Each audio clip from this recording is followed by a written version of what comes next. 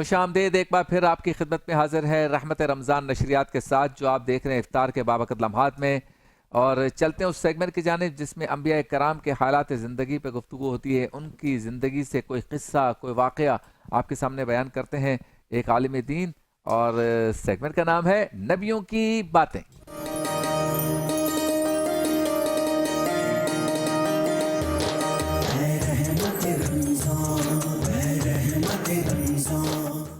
नबियों की बातें में आज हमारे साथ मौजूद हैं मुफ्ती मोहम्मद शाहिद नईमी साहब, जो हमारे साथ आलिम टाइम के सेगमेंट में भी होते हैं। आज हमने उन्हें तकलीफ दे दी है थोड़ी सी, अपना कीमती वक्त निकाल के वो हमारे साथ शामिल है टेलीफोन लाइन पर।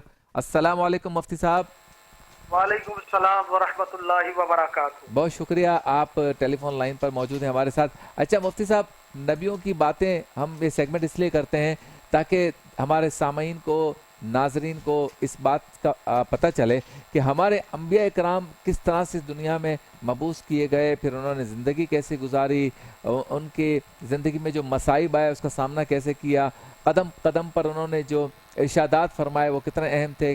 कुछ अंबिया कराम पर किताबें भी नाजिल हुई और इनकी ज़िंदगी में कुछ ऐसे निजी नौयत के वाक़यात हैं, कुछ उम्मत के लिए सबक आमोज़ वाक़यात हैं जो कुरान पाक में भी मौजूद हैं। तो इस सेगमेंट का मेन मकसद या असल मकसद ये है कि मुसलमान जो है वो जान सकें अंबिया कराम की ज़िंदगी को। तो आज किसी भी अल्लाह के नबी के हालात ज़िंदगी में से कोई वाक़या आप सुनाना चाहें या कोई बात करना चाहें तो बिस्मिल्लाह। बिस्मिल्लाहिर्रहमानिर्रहीम। अल्लाहुम्मा सल्लि अला सय्यिदिना व मौलाना मुहम्मद व अला आलि सय्यिदिना व मौलाना मुहम्मद व बारिक वसल्लम। बहुत शुक्रिया शफीक भाई आपका फजल के अल्लाह हमसे अपने प्यारों की बातें बयान करवाना ये हमारे लिए किसी सादत से कम नहीं। बेशक बेशक। जो हमारी बातें सुन रहे हैं यकीनन वो भी सादत से कम नहीं है। अल्लाह पाक उनको सलामत रखे, देखने वालों को, सुनने वाले को। तो आज जो अल्लाह तबारक व तआला के प्यारे महबूब लाडले नबी हज़रत सैयदना यूसुफ अलैहिस्सलातु वस्सलाम के मुतालिक हम कुछ समाअत फरमाएंगे। अल्लाह तबारक व तआला ने कुरान हकीम के अंदर एक सूरत है, सूरह यूसुफ, जो हज़रत यूसुफ अलैहिस्सलातु वस्सलाम के मुबारक नाम से अल्लाह तबारक व तआला ने जो है रोज़ रोशन की तरह इसमें वाज़ेह तौर पर फरमाया है, अलिफ लाम रा तिल्का आयातुल किताबिल मुबीन। ये अलिफ लाम रा ये रोशन किताब की आयतें हैं। अल्लाह ताला का इरशाद है कि अलिफ लाम ये रोशन किताब की आयतें हैं। ये याद रखिए कुरान मजीद की ज़मीन होने की वजह अल्लाह ताला ने कुरान की जो जिक्र किया है वो रोज़ रोशन की तरह मुबीन है। अब इसके अंदर अल्लाह तबारक व तआला ने 3 सबक बयान फरमाए। तो ये तो कुरान पाक ज़बरदस्त मौजज़ा है और सैयदना मोहम्मद सल्लल्लाहु अलैहि वसल्लम की नबूवत पर बहुत वाज़ेह और रोशन दलील है। अल्लाह ताला ने इसमें हिदायत के बहुत वाज़ेह तरीके, बहुत रोशन रास्ते बयान फरमाए। हराम और हलाल के साफ आकाम और हुदूद ताज़ीरात को बयान फरमाया। सही। और इसमें पहली उम्मतों और उनके नबियों और रसूलों के वाक़ियात और अहवाल को अल्लाह तबारक व तआला ने बयान फरमाया है। सही। अल्लाह का इरशाद है कि बेशक हमने इस कुरान को अरबी ज़बान में नाजिल किया ताकि तुम इसको समझ सको।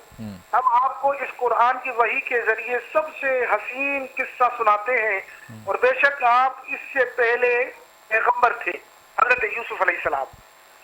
अल्लाह तबारक व तआला के लिए और अरब में एक लाल का लफ्ज पैदा होता है जिसका माना होता है मोती। सही। ये लफ्ज किसी चीज की उम्मीद के लिए आता है और बज़ाहिर इसका ये माना होगा कि अल्लाह को उम्मीद है कि तुम समझ लोगे। सही। अब ये माना अल्लाह तबारक व तआला की शान के लायक नहीं है और उसके हक में जो मुहाल है। इसलिए मुफस्सिरीन ने कहा है कि उम्मीद का ये माना कि कुरान पढ़ने वालों और सुनने वालों की तरफ राजे है, यानी जो लोग कुरान मजीद को तदब्बुर के साथ पढ़ते हैं उनको ये उम्मीद रखनी चाहिए कि वो उस किस्से को समझ लें। इस तरह कुरान मजीद में जहां भी अल्लाह तबारक व तआला के लिए लाल का लफ्ज वारिद हुआ उसका यही माना है। अब यहाँ लफ्ज अहसनुल क़सस जो हजरत यूसुफ अलैहिस्सलातु वस्सलाम की पूरी जिंदगी के लिए जो वाक़या अल्लाह तबारक व तआला ने कुरान हकीम के अंदर बयान फरमाया है, किस्सा। कसस कहते हैं کہ کسی سچا واقعہ جس کو اللہ تبارک و تعالیٰ بیان فرما رہا ہے. صحیح. حضرت ابن عباس رضی اللہ تعالیٰ عنہ فرماتے ہیں کہ صحابہ نے عرض کی یا رسول اللہ ہمیں کوئی قصہ سنائیں. تو اللہ تعالیٰ نے یہ آیت کریمہ نازل فرمائی کہ ہم آپ کو اس قرآن کی وحی کے ذریعے سب سے حسین قصہ سناتے ہیں. واہ واہ واہ. اور پھر یہ قصص کا جو معنی نبی رحمت صلی اللہ علیہ وسلم نے فرمایا کسی چیز کے نشانات کا یا ان کی پیروی کرنا قرآن مجید میں ہے. فَارْتَدُّوا عَلَىٰ آثَارِهِمْ قَصَصًا، وہ اپنے قدموں کے نشانات تلاش کرتے ہوئے لوٹے. اچھا. اب یہاں اللہ تبارک و تعالیٰ نے ارشاد فرمایا نحن نقص علیک احسن القصص بما اوحینا الیک ھذا القرآن وان کنت من قبلہ لمن الغافلین. ہم آپ کو اس قرآن کی وحی کے ذریعے سب سے حسین قصہ سناتے ہیں، بے شک آپ اس سے پہلے پیغمبر تھے. اب فرمایا اذ قال یوسف لابیہ، جب حضرت یوسف علیہ السلام نے اپنے والد سے کہا یا ابتی انی رأیت احد عشر کوکبا والشمس والقمر، اے میرے والد گرامی بے شک میں نے 11 ستارے اور سورج اور چاند کو دیکھا. کیا دیکھا؟ رأیتہم لی ساجدین، کہ میں نے دیکھا کہ وہ مجھ کو سجدہ کر رہے ہیں. حضرت یوسف علیہ السلام نے اپنے والد سے اس خواب کو سنایا کہ والد گرامی میں نے یہ خواب دیکھا کہ میں نے دیکھا کہ 11 ستارے ہیں، چاند اور سورج یہ مجھے سجدہ کر رہے ہیں. اللہ سجدہ کر رہے ہیں.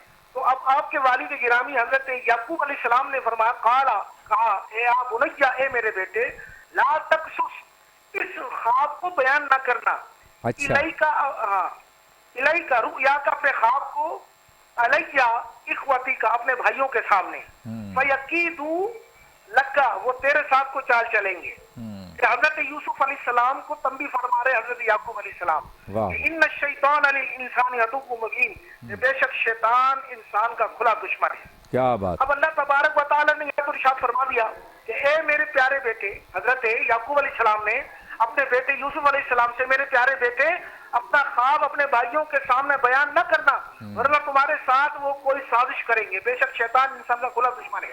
اب بھائیوں کے خوب سنانے سے منع کرنے کا جب امام ابن جریر نے یہ ساری تحقیقات کی تو حضرت یعقوب علیہ السلام جب شام آئے تو ان کی زیادہ توجہ حضرت یوسف علیہ السلام اور ان کے بھائی بنیامین کی طرف تھی.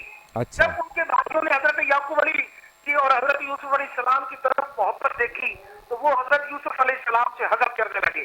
اور جب حضرت یوسف علیہ السلام نے یہ خواب بیان کیا، انہوں نے 11 ستاروں اور سورج اور چاند کو انہیں سجدہ کرتے ہوئے دیکھا ہے، تو انہوں نے حضرت یوسف علیہ السلام کو منع کیا کہ وہ اپنے بھائیوں کے سامنے یہ خواب بیان نہ کرنا، وہ ان کے خلاف کوئی سازش چلیں گے. پھر کفار اس خواب کے متعلق سچے ہونے کی جو توجہ ہے اپنے خواب کے سلسلے میں جو حدیث سے ذکر کی ہے ان میں یہ تصریح گزر چکی ہے.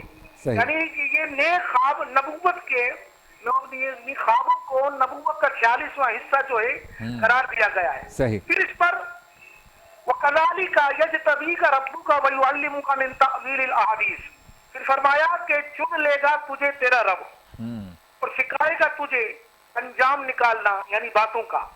اب مکمل کرے گا اپنی نعمت تجھ پر. اور یعقوب علیہ السلام کے گھر والے آگے فرمایا کہ جب اسی طرح تمہارا رب تمہیں منتخب فرمائے گا، تمہیں خوابوں کی تعبیروں کا علم عطا فرمائے گا اور تم پر آل یعقوب پر اپنی نعمت کو مکمل فرمائے گا جس طرح اس سے پہلے اس نے نعمت کو تمہارے باپ دادا ابراہیم علیہ السلام حضرت اسحاق علیہ السلام پر مکمل کیا تھا. بے شک تمہارا رب خوب جاننے والا ہے اور حکمت والا ہے.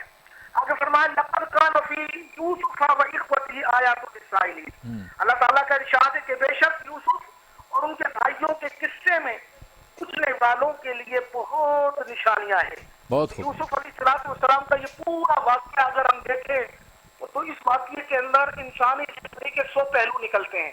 انسان ان واقعات کو سن کر دیکھ کر اپنی زندگی کو راست پر لا سکتا ہے. یعنی انبیاء کرام علیہ السلام کے نقش قدم پر چل کر انسان اپنی زندگی کو بہتر بنا سکتا ہے. بہت خوب. سبحان اللہ. حضرات انبیاء کرام علیہ السلام کا جو طور طریقہ تھا وہ ہمارے لیے مشعل رہا ہے. بہت شکریہ، بہت شکریہ مفتی صاحب. آپ نے حضرت یوسف علیہ السلام کا وہ واقعہ جو قرآن پاک میں درج ہے اس کا تمہیداً بھی ذکر کر دیا اور بہت ہی مختصر وقت میں آپ نے بہت ہی جامع انداز میں اس کا جو ہے وہ ایک नक्शा हमारे नाज़रीन के सामने पेश किया। चलते हैं ब्रेक की जानिब, ब्रेक के बाद होती है आपसे दोबारा मुलाकात।